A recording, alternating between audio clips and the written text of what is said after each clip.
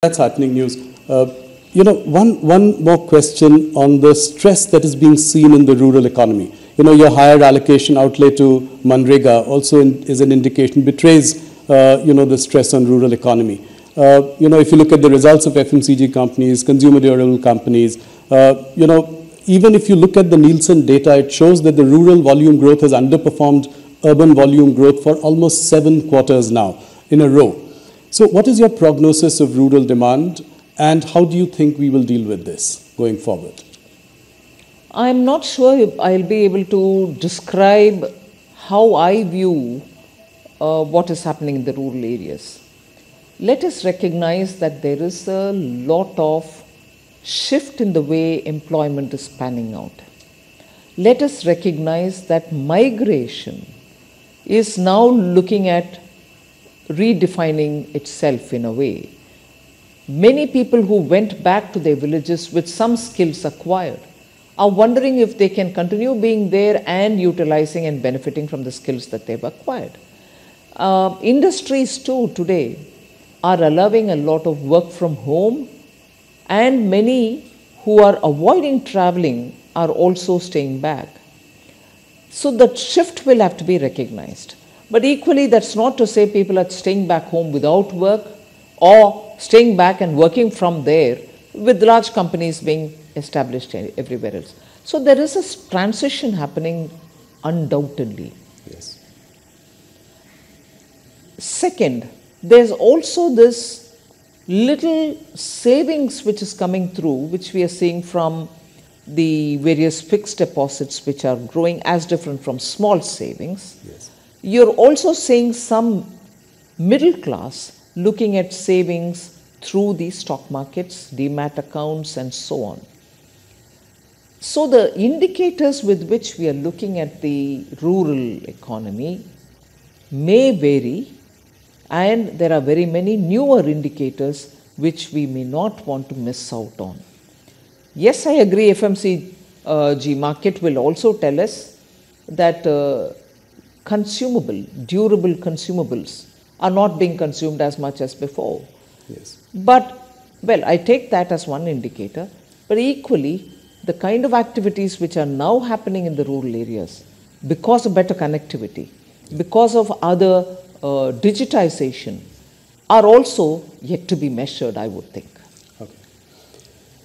One thing related to, the job market, especially, if you look at the campus recruitment in engineering colleges and MBA colleges. So on one side, there is this, the economy is doing well, and all indicators point to that. But on the other hand, the campus recruitment this year has been muted.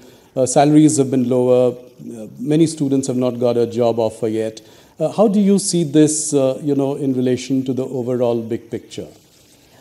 The question about employment, I am afraid we are repeatedly focusing only on those indicators pertaining to the formal economy, which is important. I am not denying its role. So college recruitments, IIM like campuses are important. But equally, the jobs that are getting created in the middle and lower order are not getting counted at all. I would look at the way in which banks and their credit offtake is happening in small and medium businesses. The new companies which have got registered, which is a data which I have put out from the MCA, the number of new companies which have started are certainly not people who are being recruited for jobs. They are people who are investing money, believing in their skills, registering a company, and probably giving jobs for others. Why would new companies get registered in a bigger number than before if employment is not being offered? The companies cannot operate in vacuum without human beings in them. So I think a fairer, open, and an exhaustive picture of India's employment, both in the formal and non-formal areas, will have to have some kind of a wider base with which, and we need to bring in such data so that the discussion can be more informed.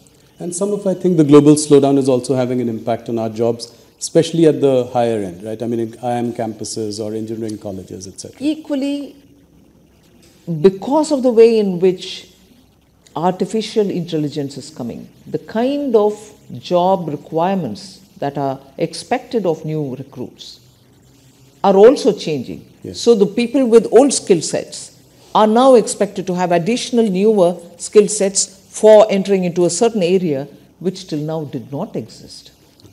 So we are lots of calibrations are required in understanding this. That's right.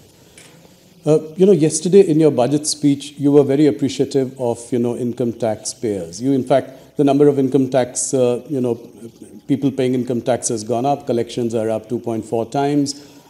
You were quite appreciative. In fact, I thought you just stopped short of sort of giving them something back because, it was a vote on account.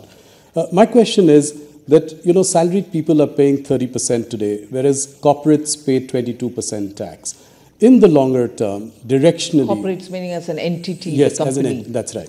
So I'm saying in the longer term, directionally, do you think you would align this in some way or the other? I'm talking about the longer term. Well, the direct taxation reforms are a steady job in the pipeline, and some results come out and more work is happening. So direct taxation is something on which one ease of the taxpayers' facilitation which has to be improved, and also one of the things happened yesterday, one of the serving the customer better business in the taxation regime happened yesterday, but more work can always be done. Yes, so salaried can be more hopeful in the coming days in your July budget. I'm not saying anything now. No, I know that. I mean directionally over the long term. You managed inflation very well in the past few years. What about food inflation? That's really pinching the common man. Pulses are up 20%, vegetables 27%. Any plan to sort of rein in food inflation? See, food inflation cannot be spoken as one basket. Yes. Or one item. It has so many different components. If pulses are becoming more expensive, we are import dependent to meet adequacy in meeting their demand. In the sense we are not self-sufficient. We need to import to meet our demand, and when you depend on imports, the prices are determined by the supplier, not by us. So when it is pulse or dal, where the prices have to be controlled, so much has to be done well in advance. If you know your crop is only X and not what you need, then you pre-plan imports. You have to touch on very many countries to get the imports and so on. And in that, of course, the role of the traders is very important. Yes. That is one thing. Second is you're looking at other seasonal vegetables, which can equally be affected by drought or by excess rain. That's true. No import substitution or no import in the last minute can help us. If suddenly one particular crop, say of potatoes or onions or tomatoes, are lost, the last minute procurement from somewhere else is also fraught with difficulties. That's good.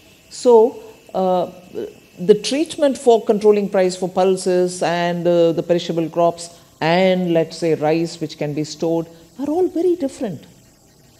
And that is why there is a committee in Government of India which looks into this and makes sure that periodically you're able to get in time those based on estimates.